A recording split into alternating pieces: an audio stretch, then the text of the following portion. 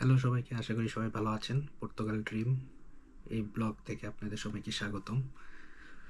তো আজকে আমরা যে বিষয়টা নিয়ে আলোচনা করব, আপনারা পর্তুগালে এসে কি ধরনের কাজ করলে মোটামুটি ভালোভাবে চলতে পারবেন। কারণ পর্তুগালের স্যালারি যেহেতু খুবই কম, তো এইখানকে আপনি কাজ করে খুব বেশি অর্থ উপার্জন করতে পারবেন না। সো আপনার টেকনিক্যালি আপনি সিলেক্ট করতে হবে আপনি কী ধরনের কাজ করতে পারেন। সো আজকে এই জন্য যে বিষয়টা আলোচনা করবো, আজকের বিষয়টা হচ্ছে পর্তুগালে এসে কীভাবে আপনি ট্যাক্সি চালাতে পারেন এবং ট্যাক্সি চালিয়ে কীভাবে আপনি ভালো ইনকাম করতে পারেন। তো ট্যাক্সির ব্যাপারটা বিস্তারিত বলার আগে একটু ব্যাকে যাই। ব্যাকে যেটা হচ্ছে যে, যেহেতু এখন পর্তুগালে আগের মতো ইমিগ্রেশন এতটা সোজা না, আপনি স্ট্রেট ফরওয়ার্ড এসে এখানে সেফ এন্ট্রি বা আইমাতে এন্ট্রি করে তারপরে রেসিডেন্সি কার্ডের জন্য ওয়েট করে কাগজ পেতে পেতে তারপরে কোনো কিছু করবেন, এই সম্ভাবনাটা আর এখন আর নেই।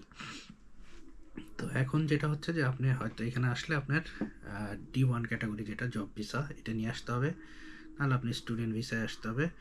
আপনি যদি সেনজেন ভিসা নিয়ে ট্যুরিস্ট ভিসায় এসে এখানে থাকেন, তাহলে আপনি কিছুদিন পরে ভিসা শেষ হয়ে গেলে অবৈধ হয়ে যাবেন। সো আলটিমেটলি এইভাবে কাজ করার সুযোগ নেই। কিন্তু আপনি যদি কোনোভাবে ধরেন D1 ক্যাটাগরিতে আসলেন, যেটা জব ভিসা, D1 ক্যাটাগরিতে এসে আপনি রেসিডেন্সি কার্ডটা পাওয়ার পরে আপনি চাইলে স্বাধীনভাবে যে কোনো কাজ করতে পারেন। আপনি যে কোম্পানিতেই আসেন না কেন, আপনি পরবর্তীতে অন্য কোনো যে কোনো কোম্পানিতে কাজ করতে পারেন, আপনি নিজের মতো ব্যবসাও করতে পারেন, এতে কোনো বাধ্যবাধকতা নেই। তো এখন আসি, আপনি ধরুন D1 ক্যাটাগরিতে কোনোভাবে আসলেন, তো যেটা করবেন, আপনি অবশ্যই আসার আগে বাংলাদেশ থেকে ড্রাইভিং লাইসেন্স করে নিয়ে আসবেন। আর ড্রাইভিং লাইসেন্সটা অবশ্যই 3 বছরের পুরানো হইতে হবে। সো 3 বছরের পুরানো না হলে হবে না। তো আপনি হয়তো ড্রাইভিং পারেন, 3 বছরের পুরানো লাইসেন্স আছে, D1 ক্যাটাগরিতে আসলেন, তারপরে প্রসেসটা কি? তো আপনি এইখানে আসার পরে যদি রেসিডেন্সি কার্ডটা হাতে পান, তখন যেটা করবেন যে, আপনার যে বাংলাদেশের যে লাইসেন্সটা, এই লাইসেন্সটাকে আপনি এইখানে কনভার্ট করতে হবে। এইখানে আইএমটি বলে, যেখান থেকে কনভার্ট করা যায়। কনভার্ট করার আগে আপনি বাংলাদেশ এম্বাসি থেকে কিছু প্রসেস আছে, ডকুমেন্টেশন আছে, অ্যাটাস্টেশন করে আনবেন। ওইটা সহ আপনার এখানে কিছু মেডিকেল টেস্ট আছে, এইসবের আপনার সার্টিফিকেশন লাগে, এগুলো উঠাবেন। ওটি আপনি অ্যাপয়েন্টমেন্ট নিয়ে আইএমটিতে যাবেন।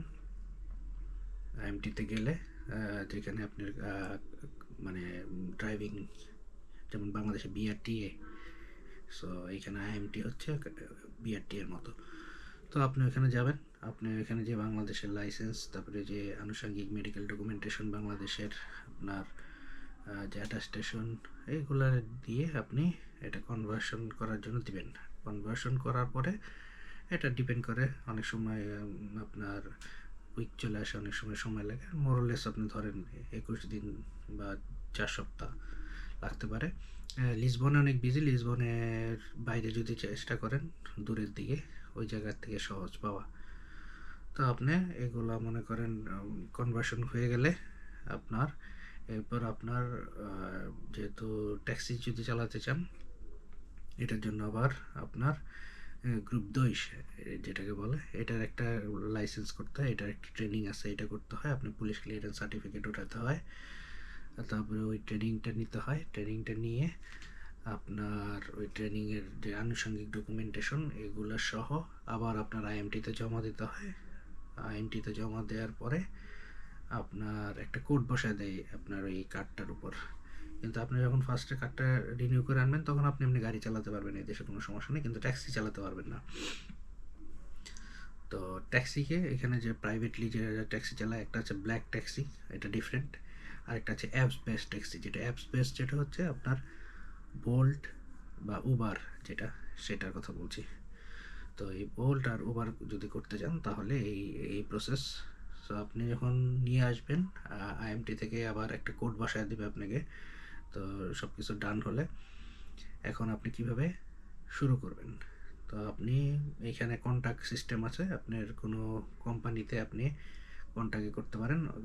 টিভিডি, টিভিডি টার্মটা খেয়াল রাখবেন, এটা হচ্ছে আপনার অ্যাড্রেস, যারা ট্যাক্সি চালায় তাদের বলে টিভিডি পর্তুগালে। তো আপনি নিজে গাড়ি কিনে করতে পারেন বা কোম্পানির গাড়ি দিয়েও করতে পারেন। আর নিজে যদি গাড়ি কিনেন, এইখানে সাধারণত 2025 থেকে আপনি ইলেকট্রিক কার ছাড়া আপনি এই টিভিডিতে আর রেজিস্ট্রেশন করতে পারবেন না। তো ধরেন ইলেকট্রিক একটা কার কিনলেন, এবং নর্মালি ডিজেল কার হচ্ছে 7 বছর, আর ইলেকট্রিক কার হচ্ছে আপনার 10 বছরের পুরান কার হইলে হবে না। তো 10 বছরের কম হতে হবে আপনার গাড়িটা।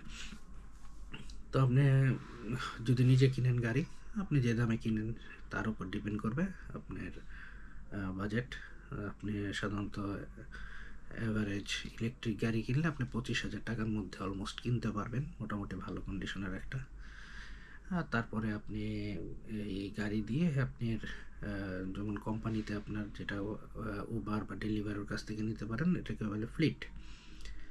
সো ফ্লিট হচ্ছে, মনে করেন যে আমার কোম্পানি আছে বা এরকম কারো কোম্পানি আছে, আমরা আমাদের কোম্পানির মাধ্যমে উবার বা আপনার কি বলে এটা, বোল্ট, এদের মনে করেন আমরা ফ্লিট হিসাবে দিই। ফ্লিট হিসাবে মানে আপনার একটা কোম্পানি, সে হচ্ছে উবার বা আপনার ওই বোল্টকে আপনার কাছে অ্যাপ্লাই করে তাকে এটার অর্গানাইজ করার দায়িত্ব দিতে।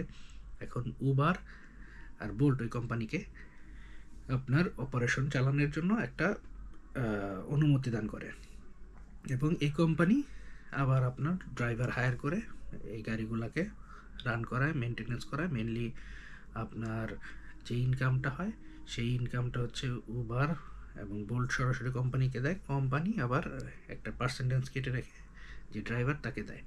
সো এইভাবে গাড়ি হায়ার করে আপনি নিতে পারেন। বা নিজে যদি গাড়ি কিনেন, তখন আপনি একটা কোম্পানি সিলেক্ট করবেন, কোম্পানির সাথে যোগাযোগ করবেন, কোম্পানি আপনাকে বলে দিবে কি করতে হবে। আপনি কি ফ্লিটের একটা রিকোয়েস্ট পাঠাবে, মানে আপনি ওই কোম্পানিতে রেজিস্টার করবেন, রেজিস্টার করার পরে তো আপনি ওই এক্সেস পাবেন। এক্সেস পেলে আপনি গাড়ি নিয়ে সারা দিন যেভাবে ইচ্ছে ইনকাম করেন, কোনো সমস্যা নাই। আপনি অর্ডার পাবেন, চালাবেন, এবং কোম্পানিতে আপনার ঢুকবে, পেমেন্টটা ঢুকবে, এবং সাধারণত পার উইক আপনাকে তারা পে করে দেয়। তো একটা নির্দিষ্ট পার্সেন্টেজ কমিশন কাটে, এটা হতে পারে 10%, বা আপনার অন অ্যান অ্যাভারেজ 10% কোম্পানি হয়তো কাটে, এটা ডিপেন্ড করে কোম্পানি টু কোম্পানি। তো কেটে বাকিটা আপনাকে দিয়ে দেবে। সো বাকিটা আপনার ইনকাম। এখন আসি আপনার কীরকম ইনকাম করতে পারেন টিভিডি ট্যাক্সি চালিয়ে। দেখুন, পর্তুগাল হচ্ছে ট্যুরিস্ট বেস একটা দেশ, এবং এখানে প্রচুর ট্যুরিস্ট থাকে। ওয়েদার খুবই ভালো, এখানে খুব বেশি ঠান্ডা পড়ে না শীতকালেও, এবং খুব রৌদ্রোজ্জ্বল, এবং প্রচুর ট্যুরিস্ট আসে। আর এখানে যেটা হচ্ছে যে আপনার ট্যাক্সি খুবই সস্তা, খুবই চিপ। সো আপনার পাবলিক ট্রান্সপোর্টের থেকেও ক্ষেত্র বিশেষে অনেক সময় চিপ হয় একটা সার্টেন ডিস্টেন্সে যাওয়ার জন্য। তো এখানে প্রচুর মানুষ ট্যাক্সি ইউজ করে অ্যাভেলেবেল। সো আপনার নর্মালি দেখা গেছে আপনি সারা দিন আপনি ট্যাক্সি চালালে আপনার অন অ্যান অ্যাভারেজ 200 ইউরোর মতো আপনি কামাতে পারবেন। অন অ্যান অ্যাভারেজ ডিপেন্ড করে এটা আসলে। তো আপনি ধরেন অ্যারাউন্ড 200 ইউরো আপনি কামালেন। 200 ইউরো কামালে এখন আপনি চিন্তা করেন, আপনি যদি নিজের গাড়ি হয়, এখন আপনি শুধুমাত্র কোম্পানিকে দিবেন হচ্ছে ধরেন 10%, আর বাকিটা আপনার নিজের। এখন আপনি যতদিন গাড়ি চালাবেন, 7 দিন চালান বা 5 দিন চালান, 24 আওয়ার্স চালান, এটা আপনার ইচ্ছা। তো এইটা হচ্ছে একটা। এখন আপনি যদি নিজে না চালান, আপনি যদি গাড়ি নিজে না কিনেন বা অন্য কারো কাছ থেকে গাড়ি হায়ার করেন, তাহলে এটা দেখা গেছে অনেক সময় মালিকের সাথে আপনার ডিল হয়। এটা ক্ষেত্র বিশেষে আপনার মনে করেন একজন গাড়ি আছে, সে গাড়ি আপনাকে দিল চালাতে, আপনি শুধুমাত্র ড্রাইভ করবেন। এই ক্ষেত্রে আপনার ফুয়েল কস্টটা সেপারেট। তারপরে হচ্ছে মেইনটেনেন্স হচ্ছে মালিকের নর্মালি, আর হচ্ছে আপনার ওই মালিকের সাথে আপনার 40-60 বা 50-50 বা 45-55 এরকম এগ্রিমেন্ট হবে। তো যে গাড়িটা দিবে মালিক ফ্লিটের সাথে সে কন্ট্যাক্ট করবে কোম্পানির সাথে, এবং কোম্পানি একটা পার্সেন্টেজ রেখে বাকিটা মালিককে দিয়ে দিবে। তো নর্মালি এইরকম আপনার অন অ্যান অ্যাভারেজ 45-55 এরকম ডিলে যায়। আপনি তাহলে যেটা হচ্ছে যে আপনি যদি শুধুমাত্র গাড়ি চালান আরেকজনের, তো তাহলে আপনি এইখানে 45 ধরেন, অন অ্যান অ্যাভারেজ 45% আপনার থাকবে। আপনার আর এখান থেকে কাউকে কিছু দিতে হবে না, আর বাকি টাকাটা ধরেন যদি ডিল হয় 55%, 55% কোম্পানি এখান থেকে তার একটা পার্সেন্টেজ কেটে রেখে বাকিটা সে যে গাড়ির ওনার তাকে দিয়ে দেবে। বা অনেক সময় কোম্পানির নিজেরই গাড়ি থাকে, তো কোম্পানি নিজেই ওনার হয়। তো এইভাবে প্রসেস করা যায়। আবার কেউ কেউ উইকলি বেসিসও দেয়। আপনার উইকলি বেসিস হচ্ছে আপনার মালিকের সাথে আপনার কন্ট্যাক্ট থাকবে। ধরেন একজন গাড়ি কিনে আপনাকে দিল কোম্পানির মাধ্যমে, তো এখানে দেখা গেছে ক্ষেত্র বিশেষে আপনার উইকলি আপনার 250 টু 350 করে হয়তো যার গাড়ি সে নিবে। তা বাকিটা আপনার উইকলি আপনি যেভাবে ইচ্ছা চালাতে পারেন, এটা আপনার ইচ্ছা। তো আপনার সাথে এটা ফিক্সড ডিল থাকবে, আপনি পার উইক তাকে হয়তো কথার কথা 250 ইউরো দিবেন, অথবা আপনি 300 ইউরো দিবেন। 7 সিটার হলে সাধারণত 300 to 350 এরকম হয়, আর 5 সিটারের সাধারণত আপনার স্টার্টিং ফ্রম মোরলেস 250 থেকে স্টার্ট হয়। তো এইটাও একটা আছে। আর তখন আপনার গাড়ির সাধারণত মেইনটেনেন্স গাড়ির যে ওনার তারই থাকে, আর তেল খরচ নিজের। এখানে আবার মাইলেজ অনেকে ফিক্সড করে দেয়, আপনি এক সপ্তাহে চাইলেই যে কোনো মাইলেজ চালাতে পারবেন, একটা সার্টেন মাইলেজ পর্যন্ত আপনি চালাতে পারবেন। এবং প্রত্যেক সপ্তাহে তাদের নির্দিষ্ট জায়গায় যে গাড়িটা আবার চেক আপ করাইতে হবে, তারা আবার দেখবে গাড়ি কোনো কিছু আপনি নষ্ট করেছেন কিনা বা কোনো কিছু প্রয়োজন আছে কিনা এগুলো রিপেয়ার করার, এগুলো তারা চেক করবে। এবং এটা আবার আপনার এই যে পার উইকলি নিলে আপনার একটা সার্টেন অ্যামাউন্ট একটা তাদের আবার সিকিউরিটি ডিপোজিটও রাখতে হয় তাদের কাছে। তো এটা আসলে ডিপেন্ড করে কোম্পানি আর ওনারের উপর। তো এইভাবেও আপনি করতে পারেন। তো আপনি যদি এই দেশে থাকেন, আপনি নিজে যদি চালান তাহলে খুবই ভালো। নিজে গাড়ি কিনে চালাবেন, ফ্লিটের আন্ডারে চালাবেন, বা নিজে অ্যাক্টিভিটি ডিক্লেয়ার দিয়েও চালানো যায়। অ্যাক্টিভিটি মানে আপনি সেলফ এমপ্লয়েড টাইপের, আপনি নিজে অ্যাক্টিভিটি দিবেন, আপনি নিজের ট্যাক্স তখন আপনি নিজের দিতে হবে, আপনার অ্যাকাউন্টেন্টের খরচ আপনার। তো দেখা গেছে অনেকে এটা হ্যাসেল মনে করে দেখে ফ্লিটেই চালায়। ফ্লিট কোম্পানিকে একটা সার্টেন অ্যামাউন্ট কোম্পানি নিয়ে বাকি সব অ্যাডমিনিস্ট্রেটিভ কাজকর্ম কোম্পানি করে, আর যে গাড়ি চালায় বাকিটা সে রাখে। বা আপনার যদিও কেউ মনে করেন যে এই দেশে থাকবেন না, কাজ করবেন না, বা আপনারা ইনভেস্টও করতে চান, এইটাও একটা খুব লুক্রেটিভ সেক্টর। আপনারা চাইলেই অন অ্যান অ্যাভারেজ 25,000 ইউরো দিয়ে একটা গাড়ি কিনে আপনারা এইভাবে ভাড়া দিতে পারেন।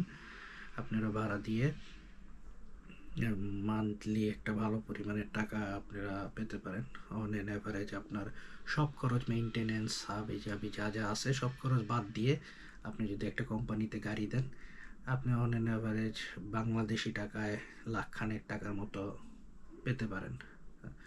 ধরেন 800 থেকে 900 ইউরো আপনার মোটামুটি অন অ্যান অ্যাভারেজ আপনি পেতে পারেন। তো এটা যদি আপনি কাউকে গাড়ি হিসেবে, এটাও যারা বিজনেস করতে চান তারা এইভাবেও গাড়ি দিতে পারেন কোনো একটা কোম্পানির সাথে এগ্রিমেন্ট করে।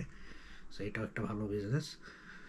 আর যারা এসে এখানে কাজ করতে চান, এখন আপনারা হিসাব করেন, আপনারা যদি নিজে গাড়ি নিয়ে এভাবে ট্যাক্সি করে করতে চান, এটা খুবই স্বাধীন পেশা। আপনি যখন ইচ্ছা করবেন, যখন ইচ্ছা করবেন না, নিজের গাড়ি থাকলে নিজের লাইসেন্স দিয়ে তো আপনি যেহেতু স্বাধীনভাবে করতে পারতেছেন, এটা একটা খুবই লুক্রেটিভ পেশা।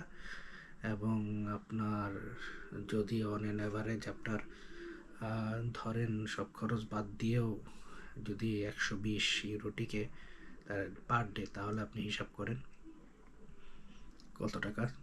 প্রায় আপনার মাসে তো আপনার বাংলাদেশি টাকার যদি হিসাব করেন 4.5 লাখ টাকা, 5 লাখ টাকা, 4.5 লাখ টাকা, 4 লাখ টাকা থাকার কথা সব কিছু বাদ দিয়ে অন অ্যান অ্যাভারেজ এটা 100 করে হলেও 3,000 মাসে, 3,000 প্লাস। সো আপনার 4-4.5 লাখ টাকাও আপনার পর্তুগাল হিসেবে এটা খুবই একটা ভালো ইনকাম এবং খুবই স্বাধীন এবং রিল্যাক্স। তার আগে যে বিষয়টা বলতে চাচ্ছিলাম, আপনাকে অবশ্যই খুব ভালো আইন কানুন জানতে হবে ইউরোপের ড্রাইভিংয়ের। এবং আপনার এটা ছাড়া আপনি গাড়ি চালাতে আপনার জন্য ডিফিকাল্ট হবে। সো আপনার লাইসেন্স দেশে থাকলে আপনি এখানে এসে কনভার্ট করার পর আপনি অবশ্যই চেষ্টা করবেন এখানে একটা ড্রাইভিং স্কুলে কিছুদিন ট্রেনিং নিয়ে একটু প্র্যাকটিস করার। আর আপনি যদি এই ইংলিশের স্কিল ভালো থাকে তাহলে খুবই ভালো। ইংলিশের স্কিল ছাড়া তো আসলে ডিফিকাল্ট। এই দেশে যেহেতু ইংলিশ চলে না, পর্তুগিজ চলে, তারপরেও আপনার ট্যুরিস্টরা বা অনেকেই আছে যারা বাইরে, তারা ইংলিশে কথা বলে। সো কমিউনিকেশনটা জানা জরুরি। অ্যাপস, জিপিএস এসব তো আপনার অপারেট করতে গেলে অবশ্যই ল্যাঙ্গুয়েজের উপর দক্ষতা থাকতে হবে, এবং সর্বোপরি আপনার এই দেশের যে ট্রাফিক আইন এই সম্বন্ধে আপনার ভালো একটা ধারণা এবং রেসপেক্ট থাকতে হবে। আপনার এটা ইউরোপের একটা দেশ, এখানে আপনি যেখানে সেখানে যেমনি সেমনি গাড়ি পার্কিং করে রাখলে বা যেভাবে সেভাবে চালালে হবে না, এটা আপনি তো ভালোই বুঝতে পেরেছেন। আর যেহেতু এটা একটা সার্ভিস ইন্ডাস্ট্রি, আপনি যত ভালো সার্ভিস দিবেন, যত ভালো ব্যবহার করবেন, আপনি যত প্রবলেম কম হবে, তত আপনি মনে করেন ভালো ফিডব্যাক পাবেন, আপনার ভালো মনে করেন টিপস পাবেন। সো আপনার যদি সার্ভিস ভালো না হয়, দেখা গেছে আপনার কমিশনও কমে আসবে মালিকের সাথে, বা আপনার ট্রিপও কমে যাবে, কারণ অ্যাপসে এগুলো ইভ্যালুয়েশন করে। সো আপনার যাত্রীরা আপনাকে 3 স্টার, 2 স্টার, 5 স্টার এসব দেওয়ার অধিকার রাখে এবং টিপস দেওয়ার অধিকার রাখে। সো আলটিমেটলি খারাপ না। আমি যে অ্যামাউন্টটা বললাম এই অ্যামাউন্টটা আপনারা ইজিলি করতে পারবেন, কিন্তু আপনার যেটা বললাম যে আপনার রুলস অ্যান্ড রেগুলেশন, বিহেভিয়ার, তারপরে আপনার এই দেশের যে আইন কানুনগুলো আছে, ট্রাফিক সিগন্যাল, ট্রাফিক লাইট, এগুলো মেনে চললে আশা করি কোনো সমস্যা হওয়ার কথা না। তো আজকে এই পর্যন্তই। আর এই টিভিডি বা ট্যাক্সি সম্বন্ধে যদি আরও আপনাদের কোনো জিজ্ঞাসা থাকে, আপনারা কমেন্টস করবেন বা ইমেল করবেন। আমাদের পেজ আছে যেটা পর্তুগাল ড্রিম, এখানে আপনারা লাইক শেয়ার করে নোটিফিকেশন পেতে পারেন, বা আমাদের যে ইউটিউব আছে, ইউটিউব চ্যানেল, এইখানেও আপনারা সংযুক্ত থাকেন নোটিফিকেশন পাওয়ার জন্য যদি বিস্তারিত জানতে চান, এবং কমেন্টস করে বা আমাদের মেসেজ পাঠিয়েও আপনাদের কোনো কোশ্চেন থাকলে জিজ্ঞেস করতে পারেন। তো ভালো থাকবেন সবাই, আচ্ছা এই পর্যন্তই, বাই বাই।